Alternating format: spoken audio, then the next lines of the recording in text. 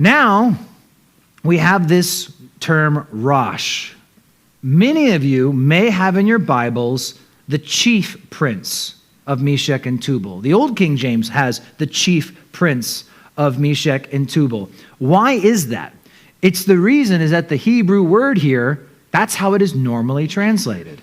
In fact, everywhere else in the Hebrew Bible, this word is translated chief, the head, or the number one person of the princes. Now, why are we translating it Rosh then? Well, many scholars believe this is supposed to be the name of a group and not being translated the other way it most commonly is. One of those guys in particular is a guy by the name of William Gesenius. Now, I've used his quotes before. I quote him from time to time. And I remember once upon a time someone said, well, I listened to the YouTube video of this guy. He is a Hebrew scholar, and he says it's not Rosh. It should be chief. And I said, well, Gesenius is the guy who wrote the lexicon your friend went to college learning from. And Gesenius says, no, it is a place. Now, this is what he says in his lexicon. Without much doubt, Rosh designates the Russians who are described by the Byzantine writers of the 10th century under the name of Rus as inhabiting the northern parts of Taurus, and also the Ibn Foslin, an Arabic writer of the same period under the name Rus, as dwelling upon the river Volga. And so he pins them down to being Russia. Now, for what it's worth, Gesenius, he's only the 19th century. He's early enough. He's really not being influenced by battling eschatology end times views. But this is the big thing for me. As far as how can you know it's supposed to be translated as a place, and many people make a big deal over this, the Septuagint. When the 70 rabbis translated the Old Testament into Greek, they translated it as a place. It reads almost just like our English. Son of man, fix firmly your face against Gog and the land of Magog, ruler of Rosh, Meshech, and Tubal, and prophesy against them. And as you'll notice, Rosh, it's got a capital R that's listed as 3 different places. Now, here's what this leaves us with.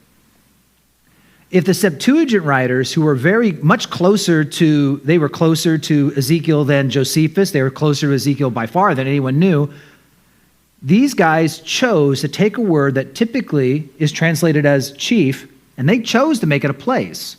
Why? It's likely because they knew of a place. And I don't know why the Septuagint writers would have chosen to call it a place if they didn't know of a single place in existence. So the real question is where is the place? And where did this name come from? And so where does this name Rosh come from? Because you don't see Rosh anywhere else in the Bible. One theory is in Genesis 10:2, it tells us the son of Japheth were Gomer, we'll talk about him later, Magog, Madai, Javan, Tubal, Meshech. Here's the 3 together, Tubal, Meshech, and Tiras. Now what's interesting is the name Tiras in Akkadian, the language the Babylonians spoke, they wouldn't pronounce the T at the beginning. It would just come out as Ros.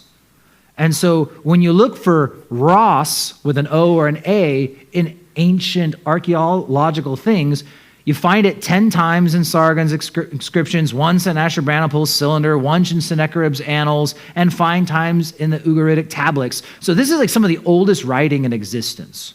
And you continually see mentions of a people by that name.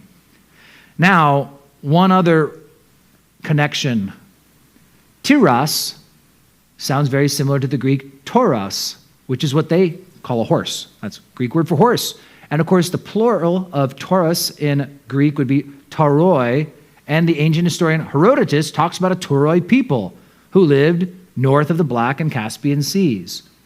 When you read the Akkadian and the Assyrian stuff, it points to a people living up north, somewhere near the Black Sea and the Caspian seas.